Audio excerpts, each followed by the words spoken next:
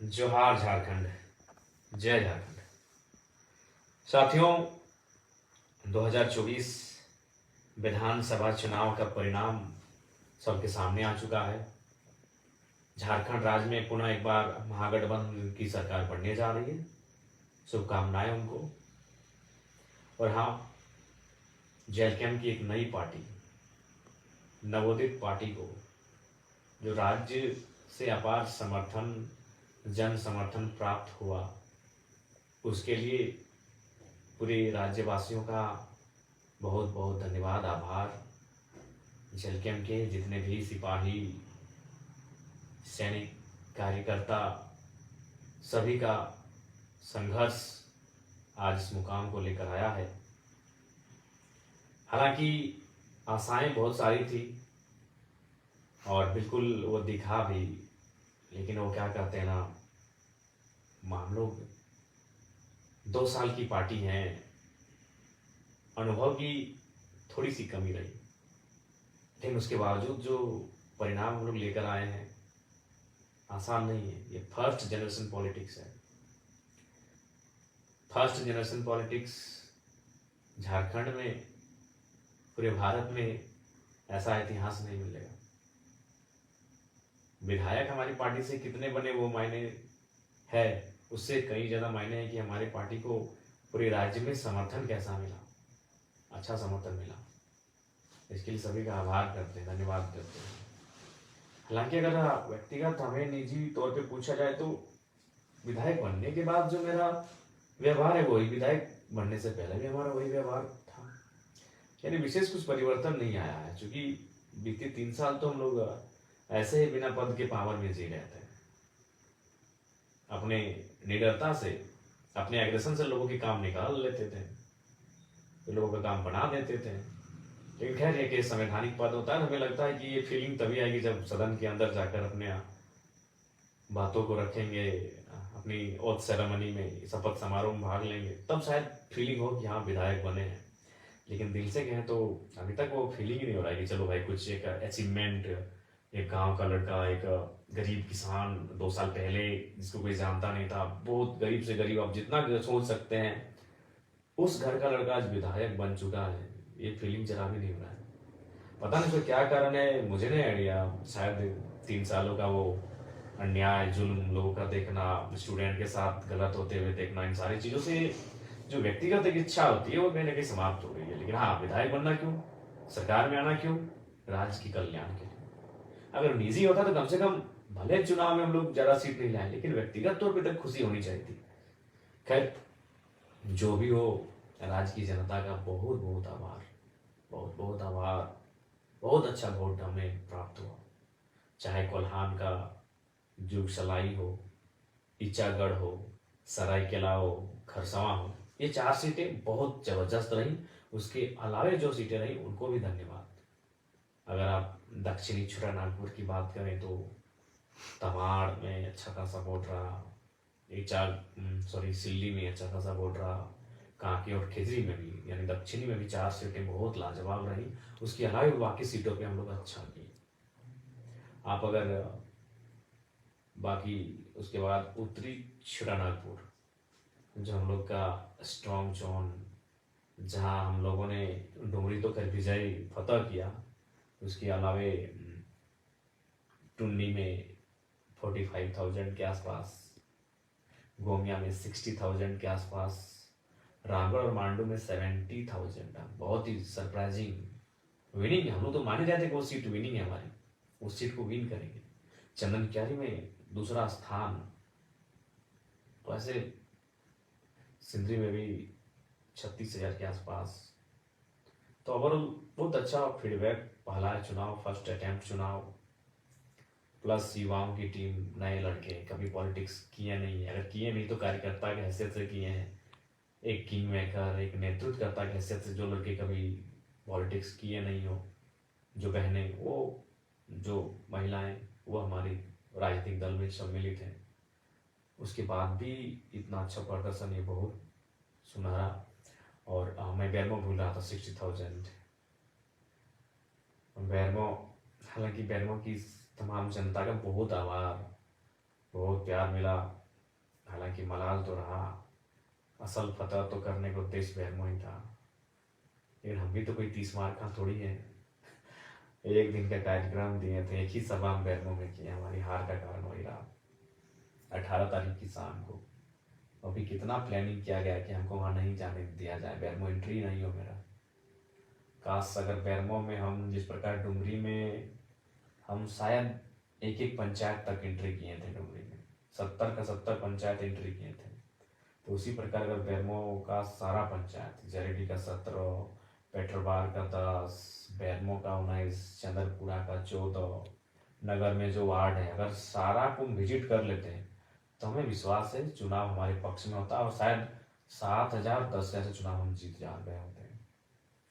लेकिन समय का अभाव था और हमने बैरमो के चुनाव को कार्यकर्ताओं के लिए छोड़ दिया था, जो कि अंतिम समय में निर्णय लिया था बैरमो चुनाव लड़ने का। अगर मेरी दिली इच्छा कही जाए और मेरा अगर निजी मत, तो मैं पुनः दोहराऊंगा, मेरी इच्छा मांडू और गोमिया थी। गोमिया इसलिए थी कि गोमिया में हम लोग फर्स्ट थे, और कोई भी अगर अगर हम अपना निजी स्वार्थ देखते हैं तो शायद हम गोमिया को चुनते हैं। लेकिन मेरी लड़ाई आउटसाइडर्स, माफिया, आउटसाइडर्स पूंजीपति, आउटसाइडर्स दबंग किस्म के लोग जो झारखंड की राजनीति कब्जा कर रहे हैं, उनसे भी तो मेरी लड़ाई है। और बैरमो में वो तो फिट था, दोनों आउटसाइडर्स दबंग नेता जिन्होंने केवल शोषण और जुल्म किया था झारखंडियों पे, तो वहां लड़ना मेरी वैचारिक लड़ाई थी। मैं बैरमो को छोड़ नहीं सकता था, बैरमो से मैं भाग नहीं सकता था, जबकि मुझे भी मालूम है कि उस सीट संकट में, ये डेंजर सीट है। डेंजर सीट इसलिए है कि लोकसभा के चुनाव में बैरमो से मुझे 53,000 वोट मिले थे, मैं तीसरे नंबर पे था, सबसे पीछे था टॉप में। द टॉप जो 3 लीडर थे उनमें सबसे पीछे था, नीचे था। लेकिन फिर मैंने साहस किया, क्योंकि ये टाइगर का जिगरा है भाई, वो हार जीत से ऊपर की सोचता है। मैं बैरमो में इसीलिए कूदा था कि मेरा मानना है कि बैरमो जहाँ सीसीएल है, जहाँ बीसी आउटसोर्सिंग है, जहाँ डीबीसी है, तमाम योजनाएं हैं, वहाँ मैं आऊँगा तो आर्थिक न्याय की बात करूँगा। खैर बैरमो हार के भी मैं डुमरी में ही जीत के मैं देख लूंगा बैरमो को, टेंशन मत लीजिए। लेकिन अगर मैं बैरमो में आता, जैसे अभी अनूप सिंह मिस्टर जीत गए हैं, शुभकामनाएं उनको, वैचारिक मतभेद है, कल भी रहेगा, लेकिन जो जनादेश है उसको तो सुनना होगा, उसको स्वागत करना होगा। तो अनूप सिंह जी को हमारी ओर से बधाई रहेगी, लेकिन आप भी जानते हो क्या करेंगे। डीओ उनके भाई को,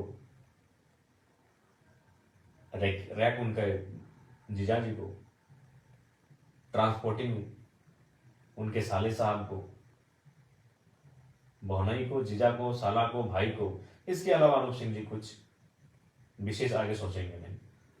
पूंजीवादी सोच के व्यक्ति हैं, साम्राज्यवादी सोच के व्यक्ति हैं, राजशाही सोच के व्यक्ति हैं, लेकिन फिर भी बैरमो के लोगों को जो भी उन्होंने निर्णय लिया है उसका भी स्वागत है। लेकिन हाँ, अगर ये आपका टाइगर जीत जाता है तो फिर बैरमो से ही झारखंड को अगर तब्दील नहीं करते तो फिर हम बेकार करते हैं।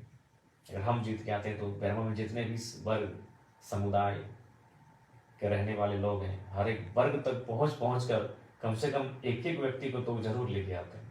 अनूप सिंह जी जीत गए हैं, उनकी बिरादरी के बाहर शायद ही कोई व्यक्ति आपको डीओ में, ट्रांसपोर्टिंग में दिख जाएगा। दिख जाए तो अच्छी बात है और गनीमत है।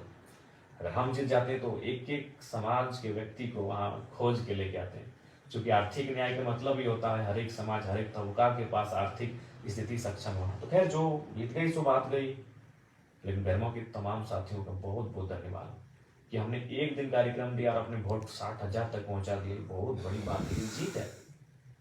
बैरमो में हम अपना फ्यूचर देखेंगे, है फ्यूचर हमारा। और डुमरी का तो खैर वो भावनात्मक रहा है, डुमरी का आभार। उसके अलावा सभी टुंडी रहे, गोमिया रहे, सबको धन्यवाद, मांडू रहे। लेकिन विशेषकर जहां से मैं लड़ा हूँ, डुमरी बैरमो के तमाम कार्यकर्ता, आप निश्चिंत रहे। जन्म कुमार महातो डुमरी का विधायक थोड़ी है। क्या लगता है कि आपको आप हमें विधायक ही मान रहे हैं? जी नहीं, आप तो हमें राज्य का नेता मानते हैं। हम राज्य की आवाज है, हम राज्य का चेहरा है। बिल्कुल आप टेंशन मत लें, हमने जीता डुमरी है, नजर बैरमो, बागमारा, टुंडी में भी रहेगी, निश्चिंत रहिए आप। हम खड़ा है, ये पागल जिद्दी जुनूनी टाइगर आपका खड़ा है, टेंशन मत लीजिए। आपके समर्पित भाव को बहुत बहुत शुक्रिया, बहुत समर्पण आपने दिखाया चुनाव में। और हाँ, हाँ, कहेंगे कि थोड़ा जुलूस वगैरह जो है इसको थोड़ा कट आउट कीजिए और कोशिश कीजिए काम पे लग जाए। और अगर आप जुलूस निकालते हैं तो अपने पंचायत में दिन को निकालिए, रात को बिल्कुल भी नहीं। दिन को निकालिए और कोई भी हमारे कार्यकर्ता है किसी प्रकार का ऐसा कुछ मतलब नहीं करेंगे जिससे कि पार्टी की छवि धूमिल हो। और विशेषकर जेएमएम के साथियों से कहेंगे, देखिए चुनाव 20 वर्षों तक जनता ने आपको जनादेश दिया था। अब उसी जनता ने अगर आपको जनादेश नहीं दिया है तो उसका सम्मान कीजिए। हार के बाद आपके कुछ कार्यकर्ता देखें, कुछ घटनाएं ऐसी घट रही हैं, हम चाहेंगे कि बदले के भाव से नहीं, बदलाव के भाव से मिलकर काम करते हैं। आइए जेएमएम के साथी डुमरी में मिलकर काम करते हैं, तमाम योजनाओं को गांव-गांव तक, खेत खलिहान तक पहुंचाते हैं। और ये सभी संभव होगा जब वो क्या करते हैं ना, मिलकर काम करते हैं। पक्ष विपक्ष चुनाव में फिर देख लेंगे, आलोचनाओं को फिर चुनाव में देख लेंगे। चलिए अभी डुमरी के लिए आगे हाथ बढ़ाते हैं, मिलकर काम करते हैं। सभी से आग्रह होगी। और विशेषकर युवाओं आपसे कहेंगे, आज आप जयराम महतो को अपने स्क्रीन में देख रहे हैं वीडियो के माध्यम से। ये वही जयराम महतो है जो 2 साल पहले यही तोपचांची और जिस डुमरी से मैं विधायक बना, वही डुमरी जहाँ से बसें निकल कर आती थी, बसें गुजरती थी वहाँ से। उन बसों का नाम आनंद बस, शिवम, बुंदेला, विजय, पम्मी, राजू, निर्मल, ऐसे 1 दर्जन बस हजारीबाग होते हुए धनबाद और धनबाद होते हुए हजारीबाग आवागमन होता था। उन बसों पे हम लोग झगड़ा करके चढ़ते थे, भाड़ा नहीं देंगे, 2 रुपया से ज़्यादा नहीं देंगे, 5 रुपया देंगे। और हार्डली गिरफ्तार आते थे 10 रुपये। 2 रुपया से वो कहानी शुरू हुई थी, 5 रुपया से होकर 10 रुपया तक पहुंची थी। अभी क्या भाड़ा है मुझे नहीं पता, क्योंकि अब तो हम लोग मान के चलिए दोस्तों के स्कॉर्पियो में चलते हैं। 40 रुपया है, यानी आज 40 रुपया हो गया है भाड़ा। और मेरा मैंने 2 रुपया से शुरुआत की थी बसों का सफ़र। एक इंटर ऑफ साइंस के स्टूडेंट जब राजगंज ट्यूशन जाते थे, अब 2 साल पहले की बात करें, आंदोलन से पहले, तो यही मैंने अपने मास्टर्स को कंप्लीट करके पीएचडी को ज्वाइन किया था। यानी जो लड़के को आप देख रहे हैं आज एक विधायक के रूप में, ये लड़का कल्पना सोरेन जी की तरह कोई राजघराने से नहीं, पाकुड़ की जो विधायक बनी आलमगीर आलम की अर्धांगिनी, उनकी तरह कोई राजघराने की नहीं है। मेरे हिसाब से राजघराना मतलब विधायक का घर, मैं उसको राजघराना कहता हूँ। सुन लीजिए पहली बात को। पूर्णिमा साहू जी जमशेदपुर से जीती, जो रघुवर दास की पुतोहू है, मैं उस राजघराने से नहीं हूँ। तो जयराम कुमार महतो को बड़ी करीब से आप देखिए। आज से महज 3 साल पहले मेरी तस्वीर शायद सोशल मीडिया में होगी, जाके देखिएगा। एक दुबला पतला सा लड़का, मासूम सा लड़का, मासूमियत चेहरे में, आंखों में एक सपना कि कुछ करेंगे। वो सपना कुछ बनने का। कि गरीब परिवार से संबंध रखते हैं, बहुत खर्च हुआ है पढ़ाई लिखाई में, तो कुछ बने। क्या बने? कुछ भी। कोई बहाली आए उसको भरे, टीचर की बहाली हो, प्रोफेसर की बहाली हो। और उससे पहले जब पीएचडी नहीं किए थे तो उससे पहले सीआरपीएफ की बहाली हो, आर्मी की बहाली हो, रेलवे की बहाली हो। उन बहालियों को फॉर्म भरना, उनके लिए मेहनत करना, ये चीज़ रहा है। वही लड़का आपके सामने आज आपके स्क्रीन में है। और यकीन मानिए वो लड़का विधायक है। हालांकि हमको ज़्यादा कोई एक्स्ट्रा फीलिंग नहीं हो रहा है विधायक बनने का, लेकिन आप यकीन कीजिए ये जयराम महतो विधायक है। मैं ये आपको इसलिए संदेश दे रहा हूँ कि सपने देखिए, मेहनत कीजिए, संघर्ष कीजिए। कौन जानता था जयराम महतो को? आज मीडिया में भले नेगेटिव बोले या पॉजिटिव बोले, आज देश की जितनी भी नेशनल मीडिया है, एक 30 सेकेंड ही सही जयराम महतो का नाम उनको लेना पड़ता है। कोई नहीं जानता था जयराम महतो को। जयराम महतो खुद जयराम महतो को नहीं जानता था। कौन है जयराम महतो? हुई जयराम महतो। क्या था दिनचर्या हमारा? सुबह मॉर्निंग में उठना, घर से 600-700 मीटर दूरी में मैदान फुटबॉल का, वहाँ दोस्तों के साथ आकर सुबह वही बैठकर डिस्कशन, वहाँ से जोरिया तक जाना, जोरिया में फिर नहाना धोना और बसों में बैठकर फिर कॉलेज तक पहुँचना, फिर कॉलेज से रिटर्न आना, बीच में 2-4 घंटों का ट्यूशन लेना, शाम को एनी हाउ खेल का मैदान, चाहे फुटबॉल हो, क्रिकेट हो या वॉलीबॉल, ये 3 चीज़ों का शौकीन। एनी हाउ कुछ भी हो जाए, मौसम खराब हो कोई मतलब नहीं, 2-3 घंटा खेल के मैदान में, फिर रात को ट्यूशन, सेल्फ स्टडी, फिर सुबह फिर एक दौर आया जब मास्टर ऑफ आर्ट्स यानी एमए की परीक्षा को मैंने इंग्लिश लिटरेचर से प्रथम श्रेणी से उत्तीर्ण किया पीके रॉय मेमोरियल कॉलेज से। तो एक दिन की घटना है, मैं नहाने के लिए जोरिया जा रहा था। जोरिया जिसको आप छोटी नदी कह सकते हैं, अगर आप सभी नहीं समझे कि जोरिया का क्या मतलब है, तो छोटी नाला नदी कह सकते हैं। तो वहाँ कुछ हमारे बगल में जो एक सरकारी +2 हाई स्कूल है, बच्चे क्लास को छोड़ के बाहर बैठे थे। तो बच्चों को तो पहले हमने चूंकि पकड़ा, उनको अपने साथियों के साथ उनको पकड़ के प्रिंसिपल के पास हम लोग कंप्लेंट करने के लिए गए कि सर क्या हो रहा है, स्कूल का टाइम है, आपके बच्चे जोरिया के किनारे घाट में बैठे हैं नदी के सामने। तो प्रिंसिपल साहब ने बड़ी मार्मिक बात कही कि जरा बाबू, सरकारी विद्यालयों की व्यवस्था ऐसी है कि शिक्षक की कमी है और हम लोग मेंटेन नहीं कर पाते हैं। तो बातों बातों में उन्होंने कहा कि आप भी तो सुने इसी साल एमए पास किए हैं, तो एक काम कीजिए, जब आप एमए पास किए हैं और जाहिर सी बात है आप कंपटीशन वगैरह की तैयारी करेंगे, नौकरी पाने की तैयारी करेंगे, तो जब तक वो नहीं होता है तब तक आपसे अनुरोध है कि 2 घंटा आप हमारे स्कूल में क्लास ले लीजिए। हम गए थे शिकायत करने के लिए कुछ बच्चों का कि बाहर भाग के आए हैं स्कूल के टाइम में, और हमें क्या, हमें उल्टा प्रिंसिपल ने कहा कि आप पढ़े लिखे हैं तो 2 घंटा पढ़ा दीजिए। हमने बोला ठीक है सर, पर उन्होंने कहा कि ठीक है, लेकिन आप कंडीशन है कि आप एक आवेदन लिख के दीजिए और अपना जो सारा सर्टिफिकेट्स एमए का, बीए का, इंटर का और मैट्रिक का सर्टिफिकेट इंक्लूड करके कि हम भाई निःशुल्क शिक्षा देंगे, भविष्य में आप किसी प्रकार का दावा नहीं करेंगे। बोले ठीक है सर। हम गए थे भाई शिकायत करने, अब तो हम खुद प्रिंसिपल महोदय की बातों में अब बात भी ऐसा विषय उन्होंने कह दिया कि पढ़े लिखे हैं। तो फिर हमने कहा ठीक है, तो वो शायद सितंबर का महीना था, 2017 का टाइम था। हमने उसी साल जुलाई अगस्त में मास्टर ऑफ आर्ट्स को कंप्लीट किया था। और जब गए क्लास लेने के लिए तो पहला ही दिन जो माहौल क्रिएट हुआ, जो कि आप भी जानते हैं कि पूरे राज्य ने मेरे भाषणों को सुना। तो लीडर और लेक्चरर में एक क्वालिटी समान होती है कि जब वो अगर बेहतरीन लेक्चरर हो, बेहतरीन लीडर हो, तो जब वो बोलता है तो लोग सुनते हैं। तो वही क्लास में मेरे साथ हुआ। जब मैं बच्चों को पढ़ाने लगा, जब मैं उनको एक्सप्लेन करके समझाने लगा, तो पूरा क्लास सन्नाटा, शांत और सुनने लगे। तो इससे क्या हुआ कि डिमांड्स बढ़ गई और प्रिंसिपल ने रिक्वेस्ट किया कि नहीं, हम तो आपको ऐसे ही बोले थे कि भाई टीचर की कमी है, लेकिन अब आपसे रिक्वेस्ट होगा जब तक आप कुछ बनते नहीं है, कुछ करते नहीं अपने लिए, तो 1-2 घंटा पर डे निकाल के यहाँ बच्चों को पढ़ा दीजिए। वो सिलसिला चलता गया चलता गया और 4 साल बीत गए। यकीन मानिए 4 साल। एक एमए का लड़का, गरीब का घर का लड़का, जिसको ठीक से मेंटेन नहीं होता है, वो फ्री में पढ़ा रहा है। कहाँ हाई स्कूल में फ्री, निःशुल्क शिक्षा दान दे रहा है।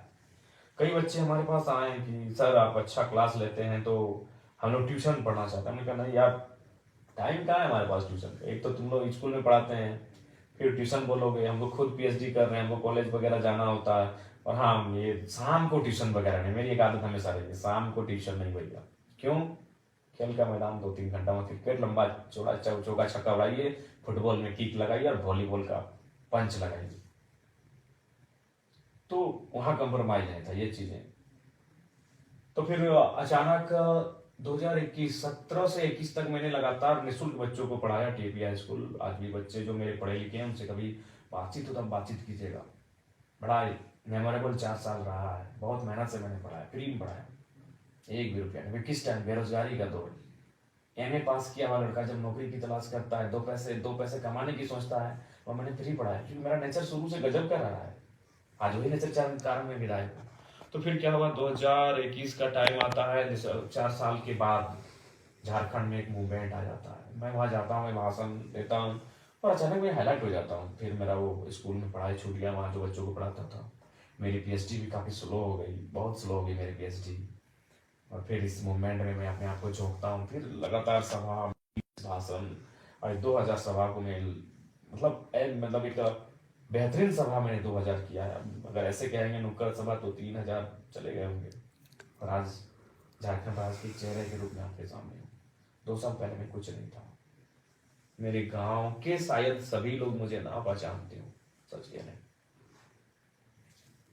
मेरे गांव के शायद सभी लोग मुझे नहीं पहचानते हैं। हाँ, लेकिन आज दिल्ली में इस लड़के की चर्चा हो रही है।